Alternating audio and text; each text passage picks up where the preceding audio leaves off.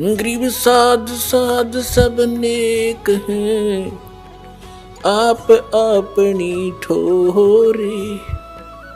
जो सतलोक ले जाएंगे वो साधु कोई और।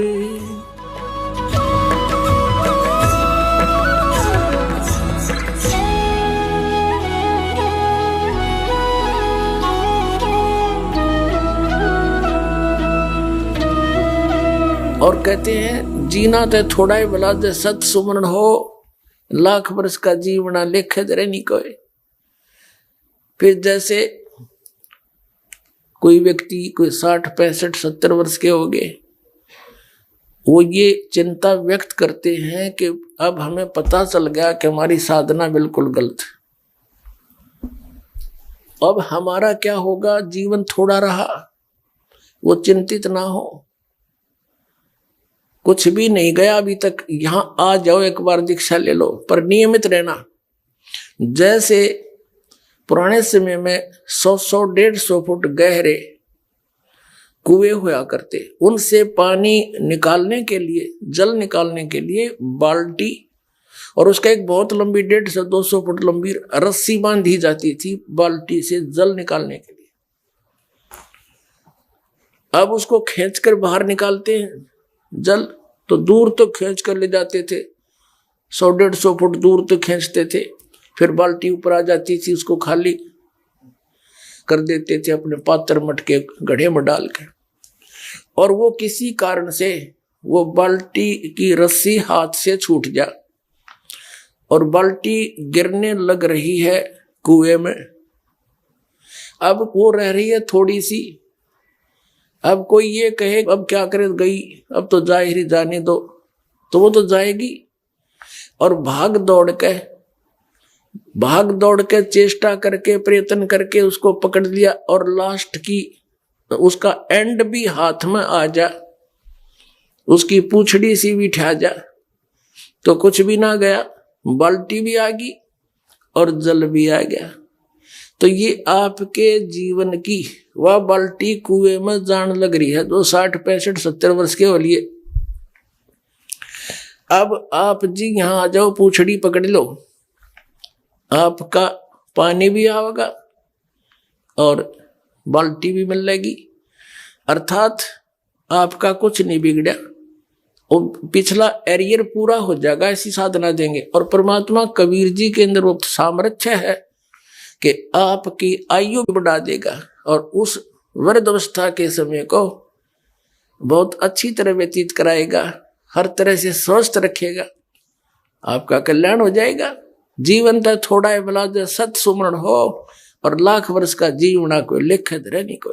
कबीर साहब कहते हैं कि सत साधना करने से थोड़े समय में मोक्ष हो जाएगा, और गलत साधना, शास्त्र विरुद्ध साधना करने से चाहे लाख वर्ष करते रहो, यूजलेस है।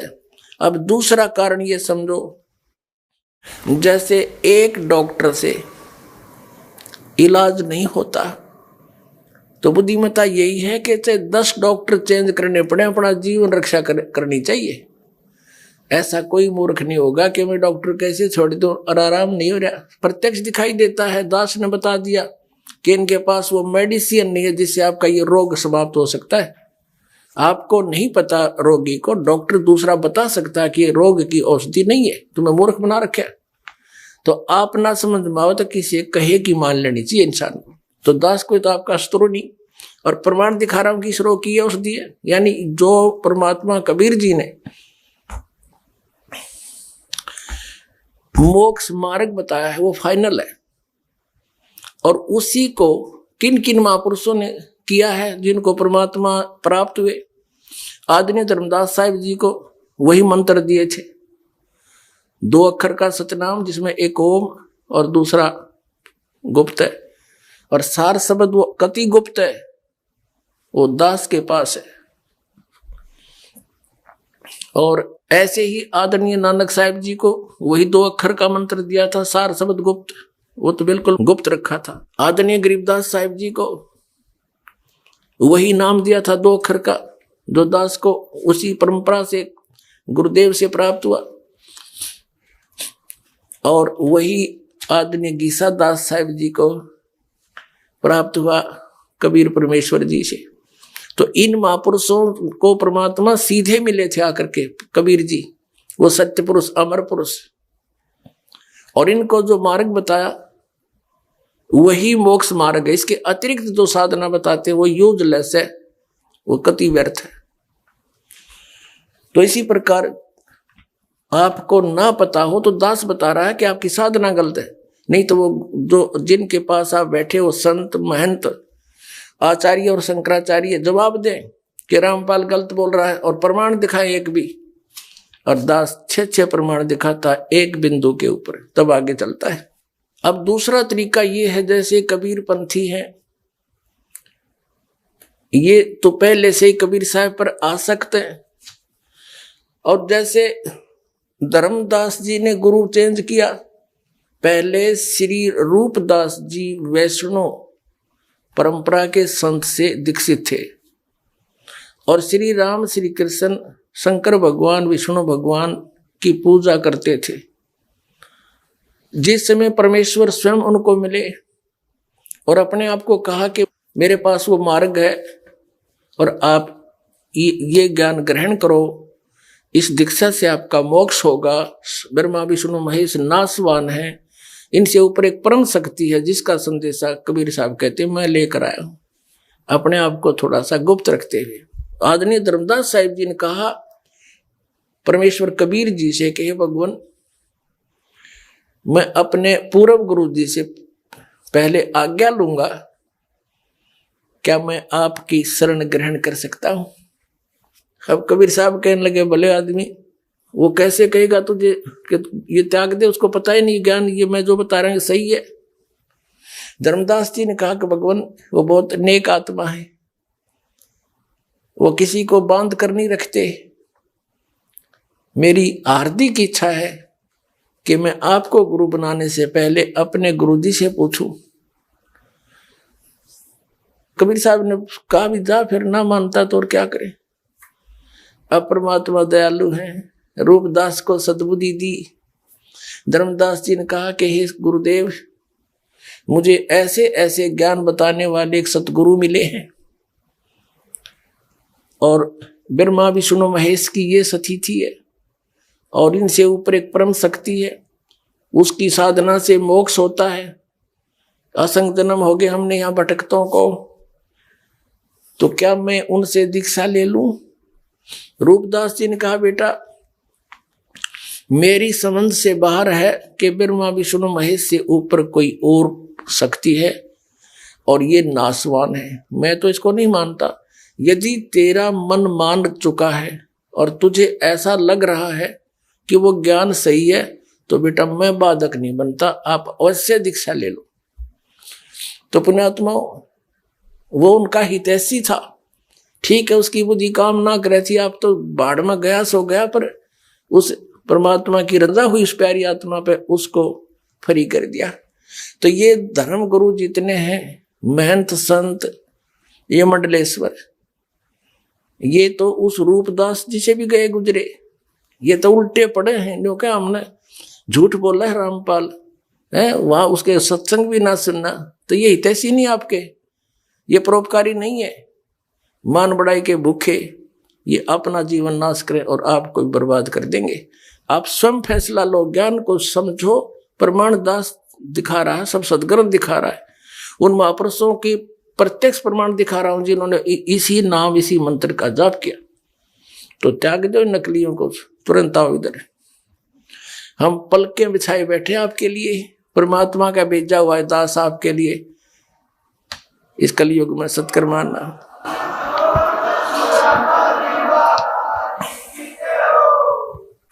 अब दूसरा ये भी उदाहरण मान लीजिए कि जैसे रूपदास जी प्राइमरी कक्षा के टीचर थे और कबीर साहब वो फाइनल पढ़ाई पढ़ाने वाले टीचर थे, तो उस यदि किसी बच्चे ने आगे पढ़ना है तो प्राइमरी वाले टीचर छोड़ने पड़ेंगे, अध्यापक गुरु। तो इसी प्रकार समझ लीजिए, अपना किसी प्रकार भी विचार करके अपना कल्याण करा लीजिए। समय बहुत थोड़ा है, ये समय बहुत ही कम है। कबीर परमात्मा ने यह बिचली पीढ़ी का समय निर्धारित किया था। आपको कबीर सागर से और अन्य प्रमाणों से सिद्ध कर दिया है कि ये दास कबीर परमात्मा का भेजा हुआ है आपके लिए सच संदेश लेकर के, जो निर्धारित समय, और जब 5500 वर्ष कलयुग बीत जाएगा, कबीर साहब ने कहा था, तब मैं अपना अंश पठाऊंगा और पूरा विश्व उससे दीक्षा लेकर और कल्याण कराओगा, सतलोक आ जाओगा। वो समय भी आ गया है। जितना लेट होगे उतना आपको हानि है, जितना देर करोगे तो आप शीघ्र ग्रहण करो, देर ना करो। इस समय बार बार नहीं मिलता। और ये बिचली पीढ़ी का समय और ये मनुष्य जीवन और ये दास तत्वदर्शी संत, ये नंबर कदे कदे सेट होया करें। अब चौकी हो ना, देर ना करो, जल्दी आओ, ए विलंब आओ। आप जी ने क्या देखा और क्या इन्होंने बताया, ये दामा खेड़ा वाले और लहर तारा तालाब बनारस वाले और जो भी वहाँ जितने भी कबीर पंथी हैं और जम्मू रांजड़ी वाला श्री मधु परमहंस जी, ये सब मिलाकर के क्या बताते हैं कि परमात्मा एक प्रकाश पुंज है ऊपर। और दूसरा ये बताते हैं परमात्मा का नाम क्या बताते हैं आपको, क्योंकि नाम से भगवान मिलना है और नाम इनके पास है नहीं। जैसे जम्मू वाला क्या नाम देता है श्री मधु परमहंस जी, सतगुरु और सतनाम। अरे कान में कर देता हूं, ये कोई मंत्र है कहीं प्रमाण दिखाओ, एक प्रमाण दिखा दो इनका किसी महापुरुष ने इनके दिए मंत्र से को मोक्ष प्राप्त हुआ वो। और ये जो कबीर पंथी हैं क्या नाम देते हैं, आदि नाम, अजर नाम, अमर नाम, पाताल सब सिंधु नाम, और इसी को सतनाम, इसी को सार नाम, सार शब्द कहते हैं। ये खाक है इनके पास। वास्तविकता क्या है जो आपके सामने इस पूरे एपिसोड में दास ने कथी प्रमाणित कर दी, वो वास्तविकता है और उसी मंत्र से मोक्ष होगा। और दूसरा आपके समक्ष ये भी प्रमाणित कर दिया कबीर सागर से कि इस दास को वो तत्वदर्शी संत बनाकर भेज रखा है जो पूरे विश्व को ज्ञान देगा और पूरा विश्व एक होगा। बुद्धिमान समाज है, कुछ दिनों में इनकी सबकी पोल खुल जाएगी। दास ने सबके झोड़े थैले खाली कर कर दिखा दिए इनके पास के माल था, और समझेंगे और भाग कर आएंगे यहाँ पर, ये देखते रह जाएंगे। ये ऐसे समय में ये इतना गुमराह कर रहे हैं जबकि मानव इतना इंटेलिजेंट हो चुका है। यदि ये संत है और महापुरुष परोपकार करना चाहते हैं तो इन्होंने अपने आप कहना पड़ेगा और मानना चाहिए कि सचमुच हमारे पास ज्ञान नहीं है, नहीं तो ये परोपकारी नहीं है, ये मानव समाज के शत्रु हैं और इनकी कति जड़ निकाल दूंगा। समाज इनको अपने आप त्याग करके यहाँ आएगा और अपना कल्याण करवाएगा। सत साई।